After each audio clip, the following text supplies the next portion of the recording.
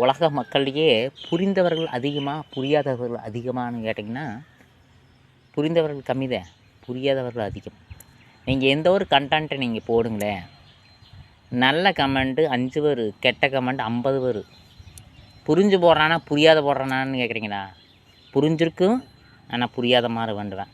இவனுக்கெல்லாம் என்ன தெரியுது, இவனுக்கெல்லாம் என்ன இருக்குது, என்னத்தை சொல்ல வர, அவ்வளோ பெரிய அறிவாளியாங்கிற ஒரு கணம் இருக்குது.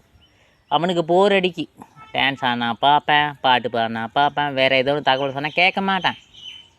ஏன்னா நம்மளை தற்குறியும்பேன், நம்மளவே லூசும்பேன், நம்மளவே மெண்டலும்பேன், நம்மளவே கேனம்பேன். அவனை கூட்டிகிட்டு நீங்கள் வாடா மாப்பிள்ளை, வாடா மச்சா, வாடா டோமரு, வாடா லவுடி கபால், வாடா பாடு அப்படின்னு சொல்லிட்டு சில வார்த்தைகளை திட்டி கையை பிடிச்சி இழுத்து ஆஸ்பத்திரி கூட்டிகிட்டு போங்க. அவனோட தன்மை, அவனோட மெண்டல் தனம் பயங்கரமான மெண்டலாக இருப்பான். நம்மளை சொல்லிடுவான் மெண்டல்னு. நம்ம மெண்டல் கிடையாது. நம்ம ரெகுலராக என்ன இருக்குதோ, வேஸ்ட் என்ன இருக்குதோ அதை நம்ம வெளிப்படுத்துகிறோம். இது தெரிஞ்சதை வெளிப்படுத்துகிறோம், தெரியாது விட்டுறோம், மனசை காயப்படுத்துறது. அப்படி வெளிப்படுத்தும் போது அவனுக்கு பிடிக்கலன்னா அவன் மெண்டல்னு சொன்னால் அவனை கூட்டிகிட்டு போய் ஹாஸ்பிட்டல் செக் பண்ண தெரிஞ்சிடும். அவனோட கேரக்டரு, அவனை என்னென்ன டெய்லி வேஸ் பண்ணுறாங்கிறத பார்த்து விட்டு நோக்குனாங்கன்னா அவனை விட மெண்டல் எவனும் இருக்க மாட்டான். ஒருத்தர் மெண்டல்னு சொல்கிறான்னா அவனோட தனித்தன்மையே வேறு மாதிரி இருக்குது.